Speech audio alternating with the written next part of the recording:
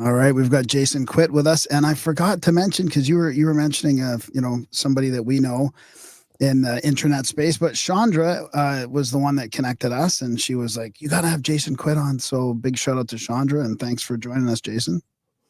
Great to be here. Yeah, it's good to meet another fellow Canadian that's into ancient mysteries in Egypt and all kinds of stuff. So this will be fun. We went to Egypt for our first, well, actually Darren's first time a couple of years ago, and we know you write a lot about that kind of stuff, astral genesis, celestial measurements in the monuments and stuff. So this will be a blast. For sure. Yeah.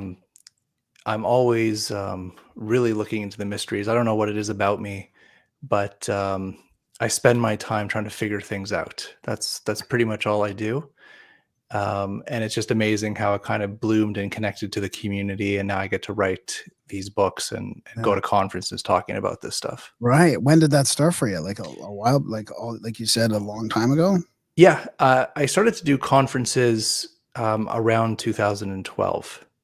But they were just kind of local things, and they were more spiritual because I was really into like the healing community and the consciousness community. And I would talk about out-of-body experiences and entities and astral travel. Like that was and shamanism was a big thing. So that's where I got my start. And then I got kind of pulled into the whole alien conferences. And the reason I got pulled in there is because whenever I would talk about out-of-body experiences, I would always mention that in these out-of-body experiences, is very similar to contact or abduction scenarios, and you even come in contact with beings that people describe in alien abduction things. But for me, it was like a spiritual out-of-body experience. So it was always an other dimensional thing, not a physical alien coming into the room to abduct you. It was always something different for me. So that kind of pulled me into that scene. And then I got into the mysteries. I got into reading ancient texts and trying to figure out, what ancient people believed in mysticism. What, I was trying to look into the Egyptians because they were very big in the afterlife. And I was very big in out-of-body experiences, which I felt were the same exact thing. So I wanted to see what the most ancient cultures in the world believed in or what they said about these experiences. And that kind of just led me on this incredible rabbit hole that I'm still on today. And it's leading me to places that I would not have expected before. Like, when you first start this, you're reading books like Zachariah Stitchin, like about the Anunnaki and the gods, or Eric von Daniken, Chariots of the Gods. And it's all about this kind of ancient alien type theory or narrative. And I was always very big on that. And because I didn't really expand outside that community, I didn't really understand much more. And it wasn't until I started to, let's say, read the text myself, I started to see it more in mysticism terms, where they were hiding things esoterically. They were basically speaking in a veiled language. And the more I learned this veiled language, it kind of led me to this whole talking about the stars and cycles of time. And it all connected to the monuments and how they were set up. And the gods, were connected to certain seasons and certain celebrations. And why were those gods connected to those times of the year? So that's where all these mysteries kind of led me to this whole kind of map of the stars, I'll say. Darren, I got something to say here. So, but if you got something, go ahead. No, you go ahead if you got. Well, it's just so interesting because it's kind of parallel in a way. Like, we started the podcast in 2013. Darren, it was into ancient aliens, kind of brought us together because people knew that he was interested in all that, and I was interested in UFOs, and then kind of new age, really, like, the healing, the shamanism, the Reiki, all that sort of that kind of stuff. And then it's kind of evolved as well. Whereas now, like, kind of more as far as the ancient mystery sides go, like sacred time and sacred geometry and these these numbers that keep popping up everywhere for some reason. It's like we're realizing that we are sort of seems to be under some design. And yeah, so where was I going with that? About yeah, just that. Well, I don't want to ask. I don't want to cut us off too much to go into to the more new age thing, but I might have a question about that later. But when in that journey did you work on your book, the Egyptian postures of power? All right. Well, that is a mystical story. And basically, I started to get into Qigong very early. So this was probably around 2004, 2005 was when I really got into Qigong. Okay. And Qigong is it's a traditional Chinese standing meditation where you're moving energy, cultivating energy, and using that energy. Basically, in my out of body experiences, I was basically told, and this is where it gets to the mystical side, is that basically my energy is garbage. And that if I want to continue leaving my body and having these experiences, I'm probably going to get hurt or Oh, get a wow. disease, or things are just not going to go well for me in life, because when I go out of my body with an energy that was garbage, you're going to attract there's certain things to you. You're going to bring them Wow. back into your life. It's going to cause disease and illness and all this stuff. And being naive at the time, because this is before YouTube, when a being is communicating with you in these out of body experiences and telling you that you need to heal, you immediately think there's something wrong with you, right? So I went to doctors. I got every test I could possibly get, and they said I was very healthy. So it didn't make any sense to me. Why are they telling me I need to heal when the doctors are telling me I'm healthy? And they were explaining that I needed to heal my energy. And this is where I was guided to Qigong, Wow. to fix my energy. And I was practicing Qigong. It was basically like my religion. I was practicing this day and night. And it took me about a year to, I guess the word is to awaken to energy. I would practice for a year. I didn't feel a thing, but I still did it religiously. And it took about a year before I could feel something between my hands. And then that sensation slowly worked its way through my body. And then I was able to kind of feel this sensation of energy, which I've never felt before. And it was the Qigong that opened that up for me. And so I practiced religiously, and I got these rods. They called them Pharaoh cylinders. Like, I wasn't even attracted to Egypt back then, but I was playing with these rods, and I started to have these journeys at night, these out of body experiences where I was taken back to Egypt. I'd be in like a temple, and there'd be this person standing in front of me that just looks just like the statues, and they'd be standing still in a posture. And I just knew that I had to copy them. And when I did this, it felt like something opened up above my head, and it was like a waterfall of this like solar radiation going through my body. And it was so powerful that, when I woke up from these experiences, I knew that I had to like document this, that I Wow. had to practice it. And that's where the book Egyptian Postures came from. It's basically me learning these postures, which actually, everybody has, like, I got Egyptian books, like coffee table books. If you open like an Egyptian book and you're looking at these statues, they're all standing in these weird postures. And some of those postures are what I was doing in these dreams or experiences. And so I just, instead of you doing regular Qigong, like the traditional Chinese Qigong, I would just practice the postures that were being shown to me in my own journeys. And that just took me to another level. Wow, that's So, amazing. So were you saying, because I know when I used to do Qigong, I was also saying something, or there was a mantra that kind of went around with it, or at least in my head, like bringing energy into your Dantian or whatever. yeah. And there was one that I really loved, to just bring the energy down kind of thing. It just felt very comfortable. But so was there anything, did you make up something, or did you get revelation of something that you should use along with the physical stance? And also, Yeah. did you ever get back in and realize that your energy was healed from that being that told you That you had garbage energy? Oh, um, basically it's a building process. So I'm talking like 20 years in the future now. Yeah, yeah. So it's been quite a while of practice and learning these things. So yes, I believe my energy is a lot better.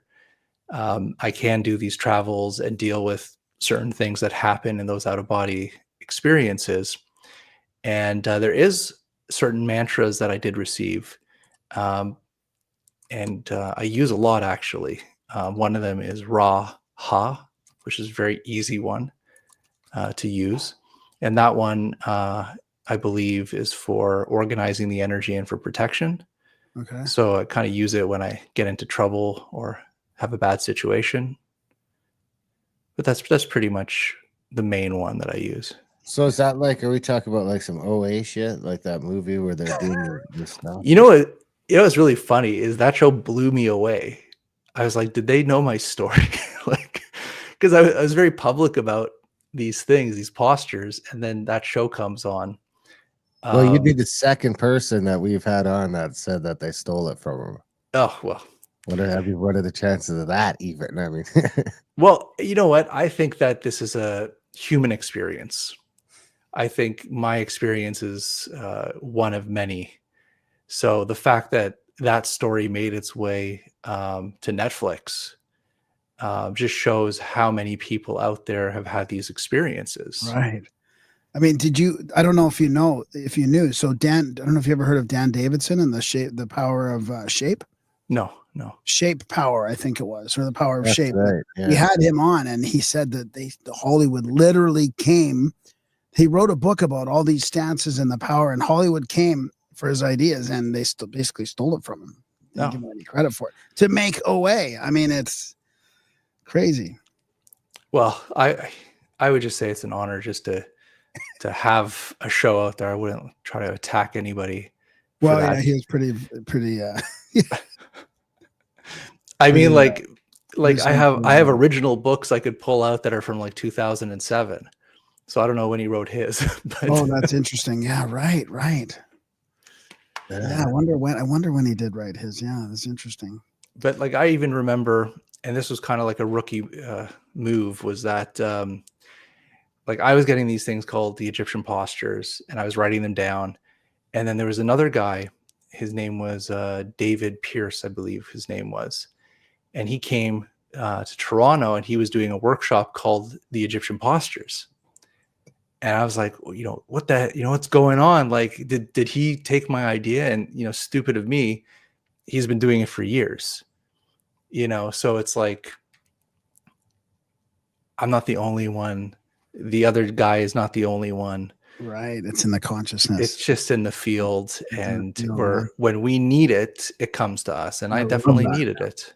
Yeah, that's fascinating. I don't know if it's a sinker or not, but I was at the mall today for work, and I noticed that was like first of all, I didn't even know there was a museum in the mall, and it was about Egypt. It was Tutankhamun, something or other. Mm-hmm. I was like, I should check it out, and I was like, I've been to Egypt, and that's just going to be a bunch of bullshit. I mean, what's the point? Anyway, along those lines of that, so is that? I mean, all jokes aside, that OA they were doing, I can't remember exactly what they were doing, but can you sort of take us through some of these stances and what exactly, like, how the Egyptians were using them? Well, I mean, I can't speak for the OA. I think in the OA, the first one was like to heal. They're like, I think they were coming back from the dead or healing themselves. And the second posture, or like the complete posture, was jumping timelines. And it's very similar because like my version is we have two posture systems. One is like the salute to the sun, which is a combination of about 12 postures. And that is for basically vitality and health, And then we have salute to the moon, which is the complete opposite. It's all about death and the next life, opening up the subconscious and astral travel and all these other things. So spiritual experiences. So that's salute to the moon. So you got those two polarities. And so that's another interesting synchronicity with the OA. I don't know anybody else's work, But I mean, the postures are quite simple. Just the one I show everybody is just simple. Is like, you have a hand in a fist, and, you sit with your hand on your heart, and your other hand is in a fist on your left leg, and you just sit there meditating. And this is called the balancer posture, which is just bringing all your aspects into your body. You're trying to clear your mind, bring your attention back to yourself and your breathing. Very, very simple, and it's supposed to help stimulate the heart chakra and help with releasing emotional energies. It's like a very, very simple thing. It's a very comforting thing. And it's not like this, I find meditations often there's too many steps. And in these meditations, I want to get out of the mind completely and go to like the body consciousness. So it's like, just come back to your body and feel. And that's basically the teaching. I like it. Go ahead, Darren. Oh, yeah. I can't hear you, Darren. I don't know if my mixer's gone or if. Can you hear him, Jason? No, I can't hear him. Okay. That's on his side then. It's all right. So that's where I pretty much started, is with doing the Qigong and teaching that. And this is where things got interesting, because I've always had this book out. Hey, I could hear you now. That's fucking weird. I mean, it's never switched mid-conversation before. Yeah, I know. That's very strange. Yeah. I noticed your book. I was like, well, this looks very interesting, because of course I was looking at your newer stuff and the stuff you sent me, but then I was like, just checking out before the show. And I'm like, we got to talk about this too. I mean, like, so this is like what you were talking about, the Egyptian postures. Yeah. And like, I'll just open it up on one of the pages here. So it's like, here's like one of the postures. Yeah. And shows you the movement. But it wasn't until COVID. Yeah, it was like this. Is the Roman salute in there? Or? No. It's more like this. That's one, but it's not that. Anyways, I had the book out since 2007, and it was actually COVID that locked me in my house. And for years I was thinking, okay, I have to actually write a book about this, because the original manuscript was basically like 30 pages where I just show the postures. Like, there wasn't really any information in it. It was just like, these are the postures, and here's a video of me doing those postures. So it was COVID that sat me down and said, okay, you got all this time, you're stuck in Canada, you're not allowed to leave your house, it's time to write. So that's when I wrote this book, which, took all those years of information and just and mysticism, put it all together. And this is where I was kind of coming into this kind of synchronistic vibe of the as above, so below principle, which is, your body is the template of the universe. You have the sacred geometry within you. When you change your posture, you change your frequency. When you change your posture, you change your geometry. I mean, it's just that simple. And because we're built in this, in the laws of nature, we're built in the laws of nature, and we connect to the laws of nature, then that was basically the focus of understanding of how the postures work and operate. And as I'm writing the book, I'm getting into mystical texts from Egypt where they're talking about the connection to the stars. And that's where it kind of opened me up to this whole idea of this, why are the Egyptians paying so much attention to certain stars in the sky? Why do they keep repeating them? And which ones? Well, for example, Orion is one, Ophiuchus, Scorpio. One of the coolest ones that I'm really starting to focus on is Pegasus. The square of Pegasus is really interesting, in Pisces, in between Pisces and Aquarius. A very important place in the sky for the Egyptians and also for the Sumerians. So I just started to get these kind of synchronistic connections. And remember, I was telling you that I have the salute to the sun and salute to the moon, right?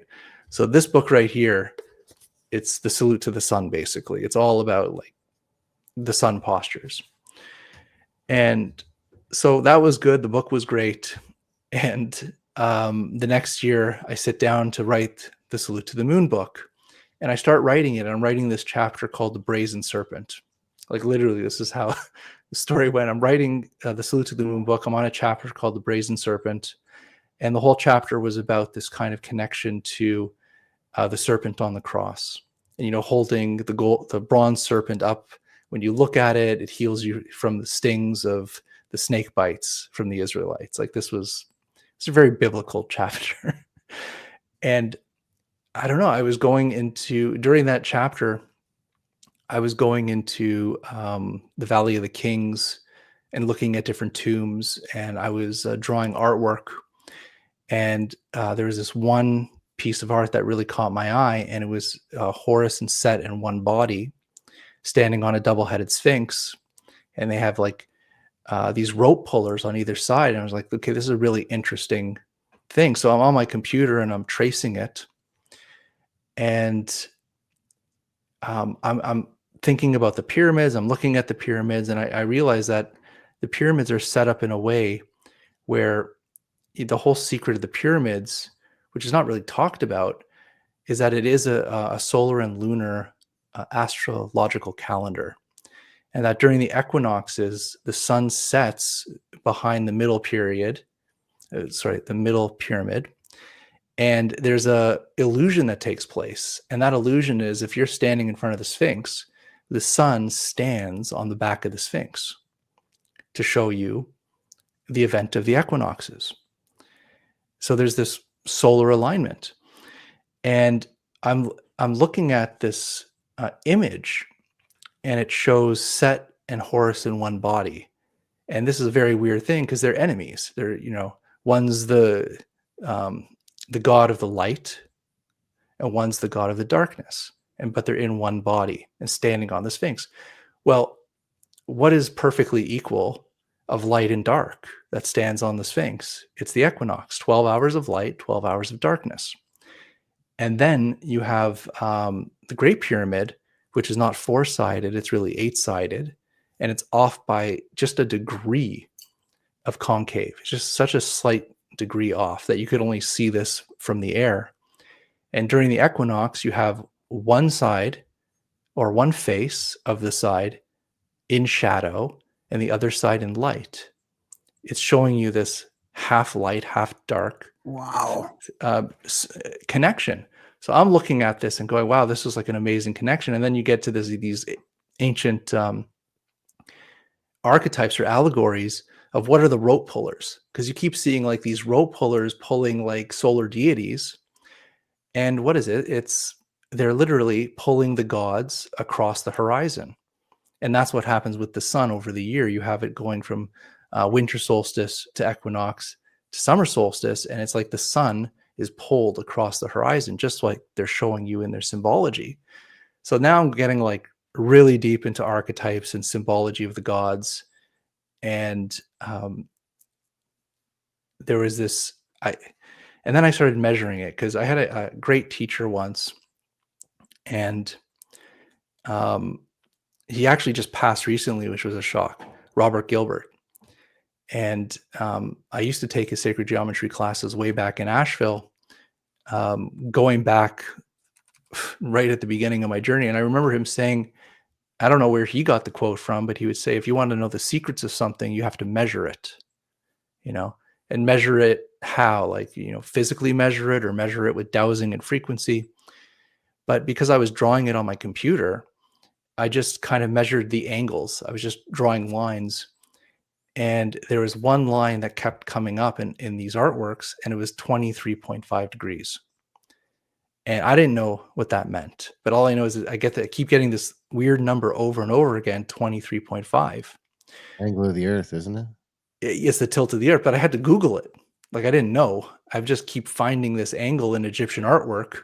Wow. And I just Google it, and it says 23.5 is the tilt of the Earth. And that's what gives us our seasons. All right. So it gives us the solstice and the equinoxes. So that's like a mathematical key that is placed in this artwork that tells you exactly what the artwork is supposed to relay, like the hidden message of the artwork. And so for me, that's what. So I stopped writing the Salute to the Moon. Stopped writing the Salute to the Moon, and that's when I came out with this one, which is called Astral Genesis. And if you read this one, it's very mystical, but it's also really difficult. It's very difficult because what I was doing is basically like, I'll try to find some good examples here for you. I was basically like trying to get like ratios of the artwork and like putting, trying to describe the artwork mathematically. Right. And what I would find in the artwork were like very, very specific like lines. Very specific. Oops. It went backwards. Wait, let me here. Let me. It's all right. Yeah.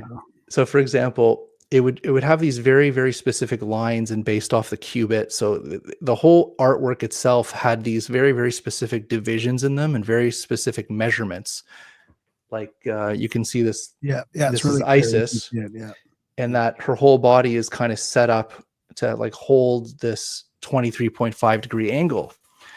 And, I would find this in all the artwork. Well, not all the artwork, but the most important artwork of Egypt had these very specific angles.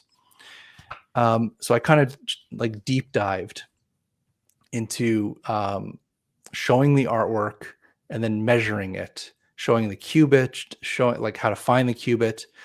And the cool thing about the way they did the artwork was it could be like a huge thing like the pyramids, or it can be a small thing like a pendant. It was like they had the ratios. So they can contain the mathematical information in something so small like a pendant, all the way to something so grand as the pyramids, but it will continue having this repeating pattern of numbers. So it's like there was this, for me, it was this kind of understanding that there's a language here, a language of geometry that incorporates the angles of our reality and the cycles of time of the sun, the moon, the planets, the stars. And they took all that information in a mathematical form, like a sacred geometry form, and they made their artifacts, they made their temples, they made their drawings to follow this very, very specific pattern. Because, I kept hearing stories for a long time about the people that created those statues, the people that made the artwork. They weren't just artists. They weren't just someone hired to create some art. They were basically priests that oversaw the creation of these artworks. And so what does that tell you? It means the priests basically had this incredible knowledge, and they basically put it in stone, but in a way that anybody can look at the art and go, wow, that's a nice piece of art. But if you were initiated into these orders, they could pull out their measuring tools, like what the Masons still do. They have their square and their compass. They pull out their measuring tools and they can measure these artifacts and then realize, okay, this is the secret code that's in these artifacts. This is the story that's behind the story. And that's what kind of set my journey off. That's amazing. I had a little thing click for me when I was reading part of your book there on that exact thing, and I was thinking about the catastrophism type aspect of it, and I had the thought, and I'd like to know what you think about this. Like, could a catastrophe shift the tilt of the Earth? Like, could they have these are the survivors of some cataclysm, and they realize like they're looking at things differently now. The seasons have changed, the tilt, the shadows have changed. Like they're like, we have to measure this now to see where are we at compared to where we used to be. And we're going to embed it in all this, symbolism and in all our artwork. Like we're going to put, all this stuff of the new sort of celestial alignment or something like that. And, for me, that makes complete sense because, my whole theory is that, what is a civilization building culture? What makes a culture great? And when we look back in time, we say what the first civilization is like the Sumerians. And then you have the Egyptians. And what do they have in common is that they were observers of the sky. They were observers of nature, and they recorded these things. So for me, civilization itself is based on these measurements. And by understanding the measurements, you understand the cycles of time, the divisions of heaven. You understand, when to plant a seed, when to harvest. You had all these schedules. And so they would create festivals, they would create traditions, they would create myths and stories depending on the stars in the sky. And when I say that, it's like, for example, let's say it's wintertime, or no, here's a better example. It's all about the rising of the Nile, and this is why, Egypt was called Kemet, which is black land, because when the Nile rised, you would get the water, which brought fertility, right? So what star is in the heavens when that occurs? Well, it was Sirius, So when Sirius rise in a certain place in the sky, the waters would come. And this is why Sirius is such an important star for these ancient people, and then they would create stories about that. Like, for example, do you ever think of why it took 70 days for them to mummify a body? Why is it a 70-day ritual? Is it exactly 70? There's no chance it's 72, is it? Nope, it's a 70-day cycle for mummification. And I know why you would say 72, because that's a very sacred number too.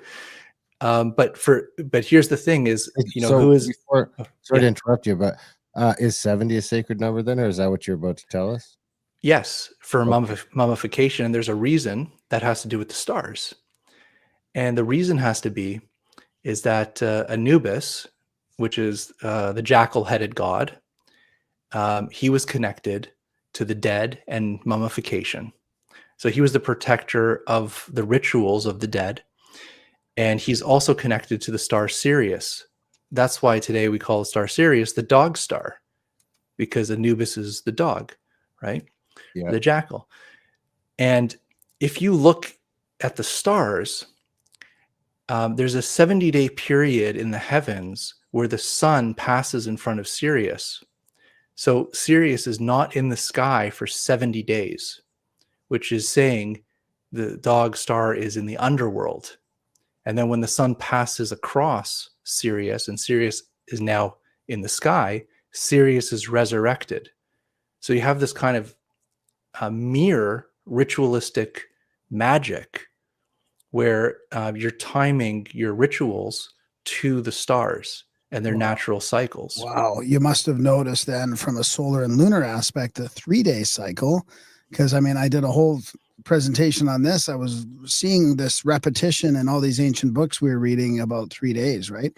3 days, 3 nights. For the resurrection, the initiation, 3 days travel, 3 days fasting, 3 days healing. Like it was everywhere in these ancient books. And it's like, because probably in the winter solstice, when the sun sort of stops for 3 days, they were probably paying attention to that 3 days all the time, right? When is it finally here where the 3 days happens and the sun starts to make its way back to spring? That's exactly. Maybe, or the new moon as well was gone for 3 days, right? The moon's gone for 3 days. So is there a special, like we were starting to brainstorm about, like, is there a special month where the lunar, because there was actually writing from Alvin Boyd Kuhn, I think, who was talking about the solar and lunar happening at the same time, like that the month where the new moon and the solstice happen at the same time. Yeah, and there's also a cycle. It's a 33-year cycle where the sun and the moon sync back up again. So you get, and also a very interesting number, 33, right, for the sun and the moon sync. But you're absolutely correct, and it goes back to the most ancient stories that we can find. And the earliest story that I could find with the 3 days, 3 nights is the descent of Inanna, which is about 5,000 years old. It's a Sumerian story about Inanna going to the underworld and basically getting tricked by her sister, which is the god of the dead, to be trapped in the underworld. And after 3 days and 3 nights, her servant goes to Enki or Ea to try to rescue her. And it's the same story of Persephone. You know, it's the going into the underworld for 3 days and 3 nights and then being resurrected, coming out of being dead. It's the same thing with Lazarus. Lazarus is in the cave, which is the underworld, that's covered by a stone, which is the gate. And he's raised 3 days and 3 nights after from his sister, who allowed them to come in to do the resurrection.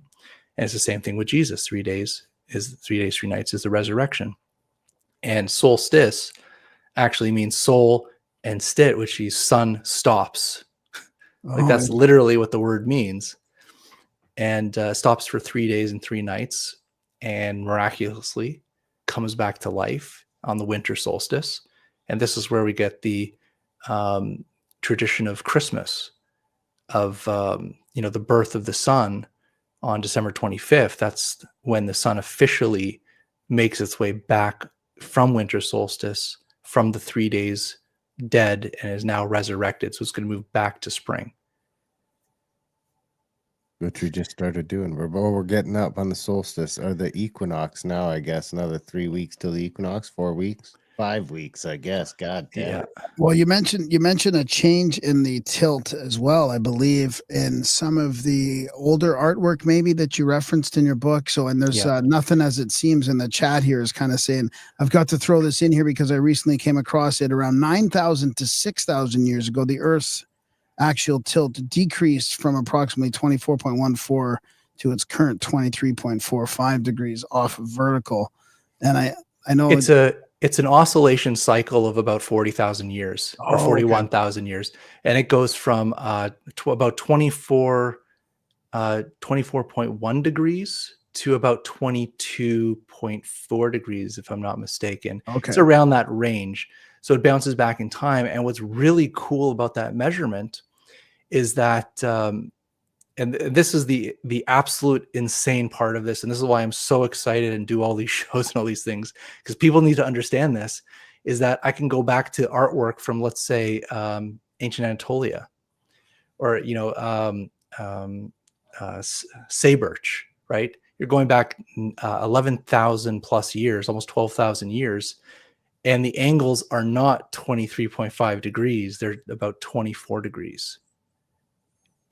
Interesting. So it's like the artwork aligns to the actual time frame of those tilts. So how far back in time are they actually doing this information, and who's passing this information along from civilization to civilization? What's your theory? All oral? Well, it would not be all oral, because they're actually creating artifacts and art using it. So if, let's say, a generation dies, is there a chain? Is there like a chain, like a chain of generational chain of this artifacts, or no gaps or anything like that? Well, I'll just tell you from my own, there is gaps, but from my own research, I found these alignments in artifacts going back about 25,000 years in France. And then I find them in Anatolia, which is about 12,000 years. And then from there, it goes to Samaria. It actually goes to ancient Elam, which is Persia. And it also goes to Egypt. Like, those are like the main areas that it goes. And then the most incredible thing is that Leonardo da Vinci knew about this.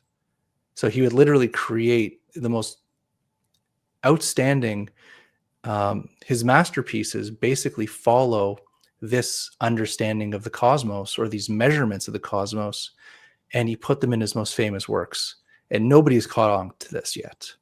So that's why I'm kind of putting the books out, throwing the images up on Twitter or X, just so people start to see, like, wow, this is crazy that everything is aligned. And the most stunning example is actually the Last Supper, where you have Jesus in the middle. You got the 12 apostles, 6 on each side. And if you measure the angle from the edge of the table, it goes up the apostle's arm. Actually, I can throw this on screen if you want. Let me go here. Let me find the actual slide here. Yeah. I'll give you a simple slide here. Okay. All right. So I don't know if we can see this. You can throw this up. There you go. All right. So this is like people are talking about, okay, this is a solar motif and Jesus is the sun and the 12 apostles are the constellations. Like, okay, that's a great theory, but can we prove it? That's what I want to know is, can we prove it? And all right, so if we draw a line from the edge of the table, you see how the apostle who's supposed to be Cancer is this apostle right here. Yeah. If you follow the line of his back, you see how he's really like hunched over. Yeah. If you just take that line over his back, it's 23.5 degrees, and that's would be the Tropic of Cancer, the tilt of the Earth. That's what gives you the summer solstice, Tropic of Cancer. From the exact center of the table, you can see this apostle who's Capricorn. It goes up his arm. You see how his arm is stretched out this way? Right. If you just measure that angle, it's also 23.5 degrees, which is the Tropic of Capricorn. And this is Da Vinci? This is Da Vinci, Leonardo da Vinci. And again, nobody's figured this out. If you take this point from this edge of the table directly into Jesus's eye, it's exactly 15 degrees. Why is 15 degrees so important? It's because 15 degrees is the solar number. When I mean the solar number is the sky is divided by 15 degrees because the sun travels in the sky 15 degrees per hour.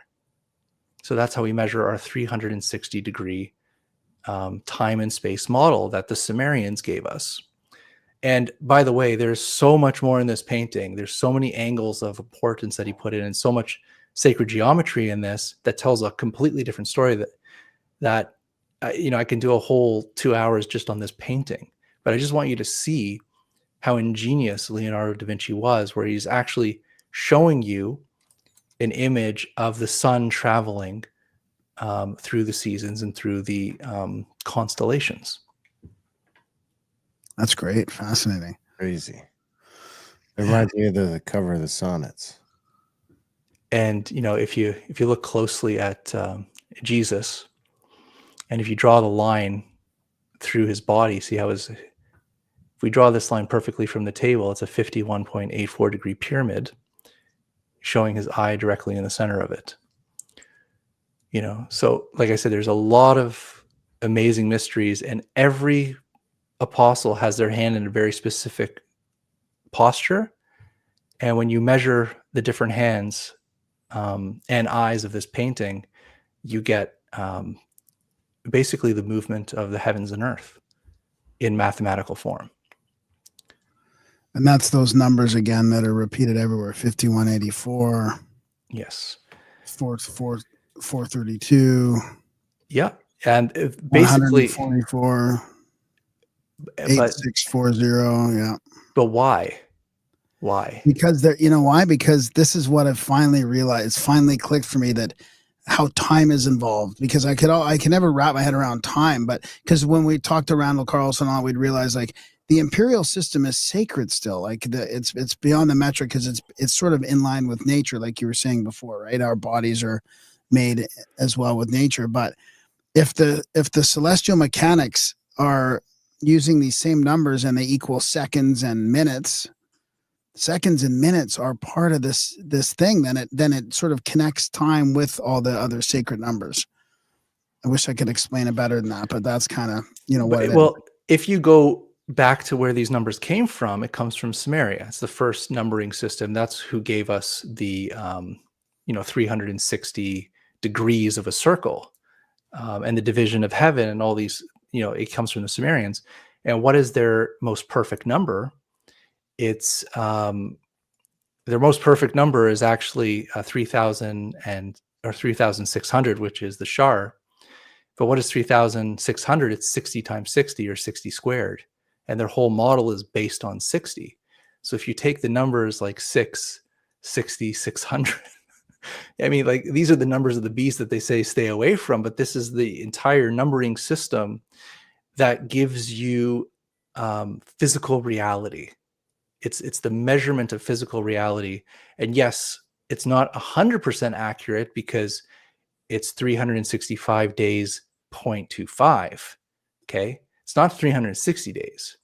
So we're off by about 5 days and a fourth. Right. That's the one that Darren and I were arguing about, because Darren's like, well, that's not that. And I'm like, that's the sacred year, though. It's 360. And some of these measurements would sort of need that 360 to be there for it all to sort of tie in sacredly. So is there a reason why that's not? No, is it that the year has changed, or that that the design has changed? That's a very interesting story, or a very interesting thought, because say the word thought.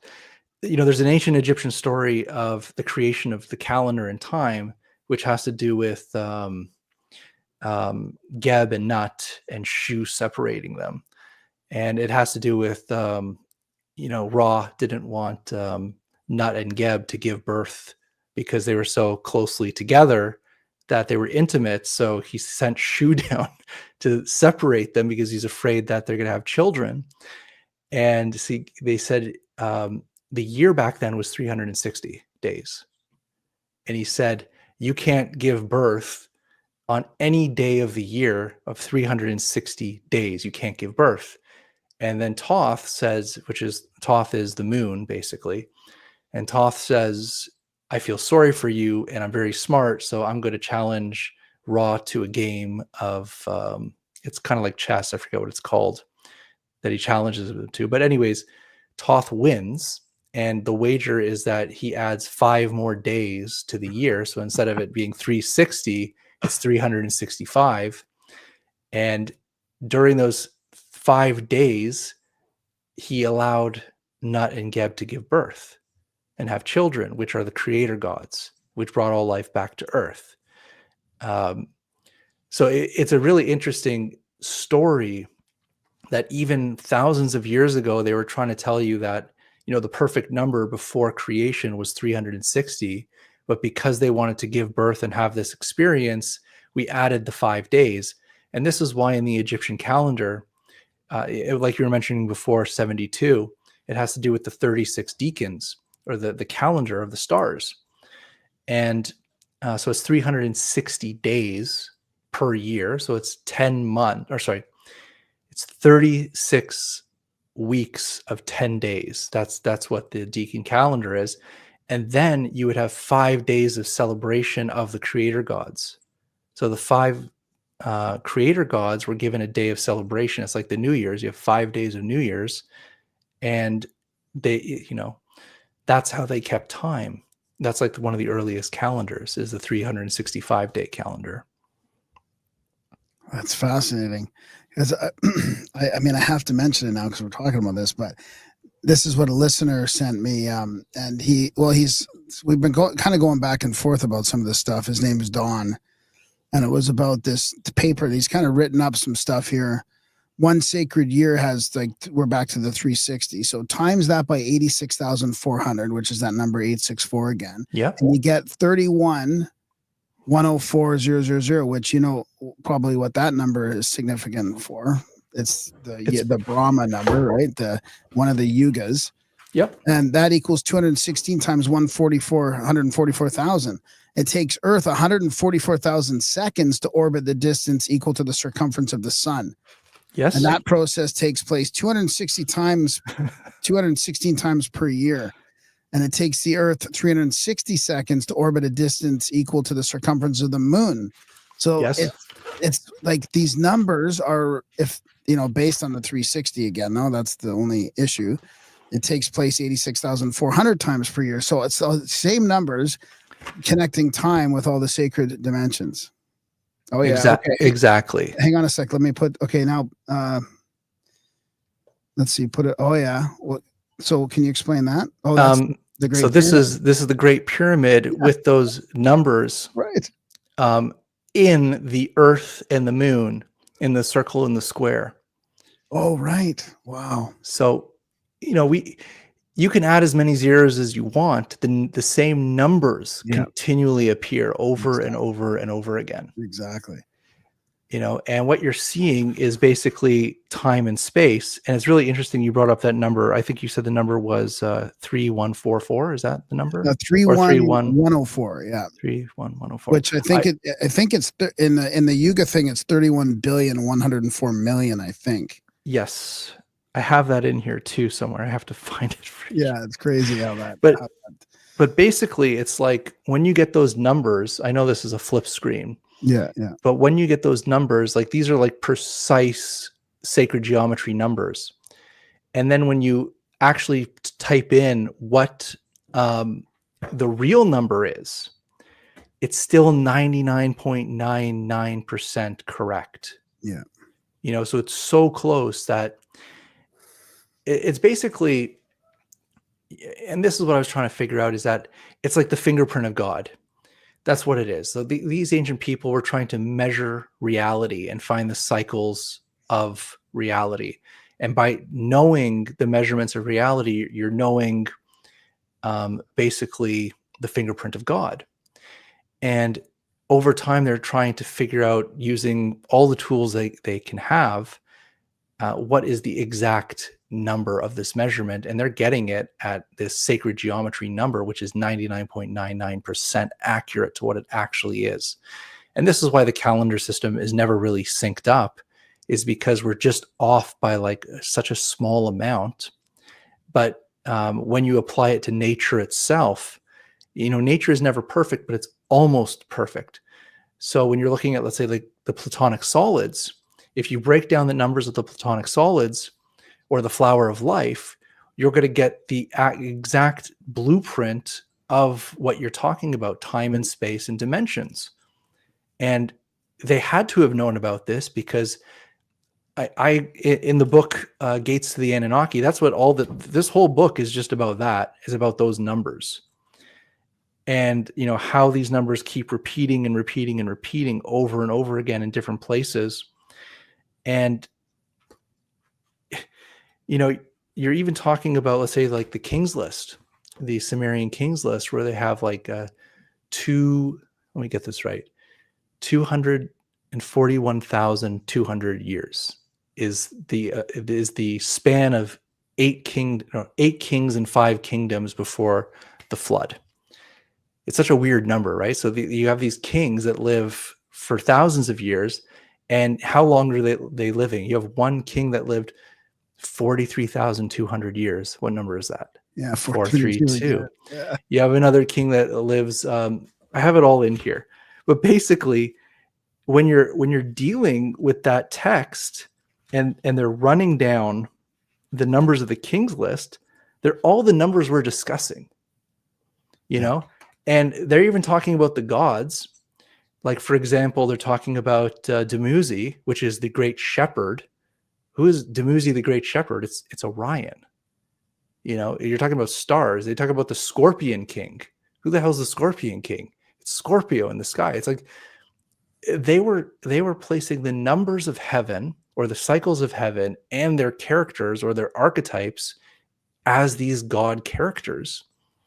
And this is where we get our legends, our myths, our gods come directly from this knowledge of the stars, and it's hidden within the gods. And this is why they're so sacred. So once you get this kind of star angle and these numbers in their measurements, you start to see which god represents which time of the year, which numbers. Like I showed in the paper I wrote from the Temple of Dendera. I don't know if I even have this here. Let me just see if I can pull this up really quick. The light bulbs. Oh, the light bulbs are even crazier. No one's going to believe that until, I keep showing them all these things. But, all right. So you can show this screen. Okay. All right. So here we have Anubis. This is from the Temple of Dendera.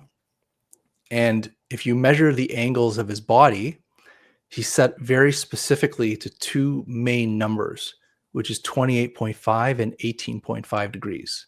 Okay. So all his arms or legs are, and what are those 2 numbers? That is the lunar major and minor standstill cycle of 18.6 years. And when you think about it, Anubis is the god of the dead, which is nighttime. Yeah. And what do dogs do? They howl at the moon. Yeah. So they're combining real things. Do you pay attention to that lunar standstill in life with qigong and like with some of your moon things? Like, would that be something for somebody to, if they were into all this? Oh, we just had the major lunar standstill a couple months ago. Oh, really? Yeah, and that's when the moon is like basically the closest to us. It's the biggest moon we have. So basically, the moon energy is profound. So here, let's check this out. So we've got Anubis here, right? And he's connected. He's drawn in the moon numbers. Now, if we go to Horus, on the other hand, his body posture is in a different alignment, which is the 15 degrees. Like his arm is at 15 degrees, 23 degrees. These are the solar angles. So the tilt of the earth is like everything is set up. Look at the bottom. Like his body is set up to the tilt of the earth and the movement of the sun. And that's what Horus is. He's the solar deity. He's the hawk that travels the sky. When you talk about Horus, he's the god that travels the sky. And at 15 degrees, it's the sun traveling per hour. So you have this code, this mathematical code. And I'm just going to go even a step further here. So this is from the tomb of Ramses the fourth, I believe that is, that's the ninth. Yeah. Anyways, it's one of the Ramses. And when you see like the left side and the right side, these have names. It's called the eye of Horus is the left eye of Horus, known as the lunar eye, and the right eye of Horus is known as the solar eye. And you have this kind of snake underneath here. Now, I'm just going to get a closer image so you can see this. If you just draw a line on the sun side, see this little thing here? Yeah. It's at 23.5 degrees. Okay. Yeah. When you go to the moon side, it has this little notch here. There's no notch on this one, but there's a notch here. So if you measure this one and you measure the notch, it's 28.5 degrees and 18.5 degrees, which is the moon. It's like, it's one thing to say, I believe that this is the sun and I believe this is the moon. It's a completely other thing to say, measure it. Yeah. And see the angles, which tell you the cycles of the sun and the moon. The standstill of the moon is 18.5 years. What's the 28.5 again? Oh, no, they're both the same. Okay, so you have a minimum and a maximum. Oh, okay. That's what it is. Right. And okay. It takes 18.6 years to get to each one. And if you look at, for example, the snake at the bottom here, and you count the humps of it, it goes to about 18.5. Yeah, that's crazy. So 19-year lunar metonic cycle or 18.6-year lunar standstill cycle. So the boat of the sun, that's what Khafre is, the boat of the sun, the bark goes in the night and takes the sun on its journey through heaven. So it's the cycles of the sun. I mean, this is the most advanced symbolism I could find in the world is from Egypt and Sumeria. It's the most advanced symbolism because it tells you the story directly in the pictures themselves. So you don't even have to know the hieroglyphs. You just have to understand the concept that they're measuring time and space, and suddenly this whole thing opens up to you. That's awesome. Wow. So that you can see how excited I am about this, because it's like I figured out a language that has not been spoken for I don't know how many years, and it's like it's not a language of letters or sounds or words. It's a language of the stars and the cycles that has to do with geometry and the angles that they represent. Do you have plans to start digging into some other ancient stuff now outside of Egypt? Oh yes. So I've been really focused on Sumeria, and that's basically what this book was about, was Sumeria, whereas Astral Genesis was more Egypt. But I found a lot of this information in South America. So like in Peru, Bolivia, this information is there too. And it's just absolutely crazy. And then you see it in the in like Utah, New Mexico, where you have these structures aligned. You have a lot of petroglyphs that I would say are very Egyptian and follow the same idea that I'm sharing with you. Wow. So it's everywhere. So the question, the big question is how was this something that was taught, like the whole theory of the great teacher, that after a cataclysm, a group of teachers went to the survivors and retaught them civilization. Seven of them. Yeah. It seems. Yeah. Going and teaching. So that's one very plausible explanation, because that's actually part of the history. Like, they tell you that there was these teachers that came and taught this stuff. Another theory would be that before the earth was separated, it's the whole Tower of Babylon kind of scenario, where before this terrible thing happened on the planet Earth, all people spoke one language, which means there was a global heritage and understanding of this. And then after this cataclysm, they had their own languages, and they did not know or could not communicate with one another. So you have these two scenarios that are prominent in ancient literature. Wow. Well, Jason, this has been great. Is there anything you feel like we didn't get to or we left out? I have no idea. I'm just throwing it all out there as fast as I can. We could do it all day long. We should do this again, though. We should have you on again. This would be great. I mean, it's really fitting with some of the recent shows we've had on this sacred time and these sacred dimensions. And I mean, geometry is like the number one, going back to the secrets, the mystery schools, and Hermeticism and Plato and all that too. That geometry is the top, the first one, right? The most important science. And people will kind of yell at me for this, but what if Atlantis was the stars?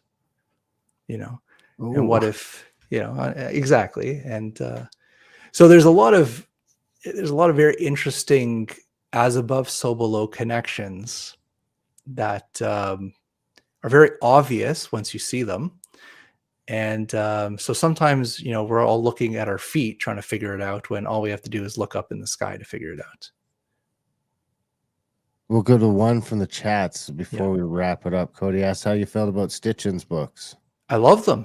They're great. I mean, that's where I kind of got my start. I think I still have some in my collection here. The issue is that after reading the known translations of those texts, especially the Atrahasis, and going back, because you can actually go and read all these tablets yourself online for free. And I would just say that the interpretation that he gives doesn't fit in my ideology anymore, even though I love his work. Is there any opportunity for you or other researchers to sort of use some of these AI tools and start translating texts that haven't been translated yet, that type of thing? I would hope so, and I think that's where it's going. I think there was this guy, he was hired by Doge. I think I just saw this on Twitter. Basically, this guy was trained his AI to decipher burnt texts from Pompeii. And I think he won like hundreds of thousands of dollars, because they just did like a 3D scan of this burnt text, and the AI that he trained actually deciphered that story in the text. That's crazy. And then we have Rep Luna in the States there. I mean, it's so weird that her name's Luna too. And she's interested in ancient mysteries and UFOs. And I mean, it's a crazy time, like she's literally posting on X. I mean, it's probably one of the first times since the 1800s when politicians are showing interest in some of this stuff and not just ignoring it, it's crazy. Oh, yeah. I mean, I think the reason why the UFO mystery is so crazy is that it's multidimensional, for one. So I think most of the experiences, like 99% of the experiences are Sorry, I clicked on that by mistake. Sure. So basically, it's a multi-dimensional thing. So I think 99% of these experiences are like, say, out of our body in the spiritual realm or astral realm. And then there's some way that these beings can phase into our world and out of our world. Yeah. And those physical contact experiences, even though they are physical, I believe it's still dimensional. They can phase in and phase out. They're not like, you can't like trap them in your basement, basically. You know? Yeah. Yeah. I agree. So it overlaps with a lot of the other stuff. Yeah. Yeah. I love it. Jason, this has been great. Where can our listeners get all the books? Where's the best place to buy those? The easiest way of getting them is from Amazon. So either amazon.ca or amazon.com or any Amazon, you can find my newest book, which is Gates of the Anunnaki, which goes over the sacred geometry and the sacred numbers in ancient texts. If you want to get a little into the mysteries and have your head spinning a little too much, Astral Genesis. And if you want mysticism and qigong and ancient breath work and meditations, it's the Egyptian Postures of Power book. Beautiful. So I'm all over the place. Are you on any social media or anything like that where our listeners can follow you? I'm mostly on X right now, and my name is Jason_Quitt on X, and that's where I post most of my things. And I was deleted off of Facebook and Instagram, and I was off there for about 2 years, but I'm finally back on Facebook and Instagram, and you just have to look me up. My name is Jason Quitt. All right. Did you mention the Crystal Sun? Yes. Yours too? Crystal Sun is my personal website. I sell a lot of crystals. That's my main love, is crystals. Awesome. And so you can get crystals and the books there as well. So lots of different options to find me. Awesome. Jason, this has been great. We appreciate your time. We'll have to do this again real soon, but come back at any time. Of course. It's great to meet both of you. Thanks. Take care. Ciao. Ciao. And that was a chat with Jason Quitt. What'd you think? Oh yeah, big shout out to Chandra. That was awesome. That's really resonating with me. I have to gather all this information together on my own. I've got sort of all these pieces all over the place. There you go. Probably getting Jason's book there, the one that he showed us that he has all that in there, would be a good start too. I believe that Chandra sent us some shirts, so I hope she sent an extra large. So it was to slide you into double XL. So we'll get you some. No, I'm not going to double XL. Moo-moos, I'll go on a carnivore diet again before I do that. Just start getting your moo-moos. Big thanks to Jason for coming on the show. Big thanks to you guys for listening. Even bigger thanks if you're one of our nobles. If you support the show, we can't do without you. America.ca/support, coming up on 700 episodes, all there for free. All there, no paywall, no back catalog. It's all there. No commercials. Just sign up per monthly or give us a one-time donation, because it's not supposed to be free. It's supposed to be, if you like it, you send us $1 or buy us a coffee or whatever. America.ca/support, sign up for a monthly or make a one-time donation over there. And of course, you can check out our other podcast, GrimericaOutlawed.ca, where we get a little political and crazy stuff like that. And we have contact@thecabin.com for trips and events. There was a few spots left for the trip we got coming up right away. We got swag at grimerica.ca/swag. No super chats. We're demonetized. You just got to go grimerica.ca/support and send us money over there. And then grimericacbd.com for all the good stuff. And grimerica.ca/shrooms for maybe the better stuff. It's up to you. Not my place to decide. But other than that, we love you guys. Thanks for listening. And we will see you next week.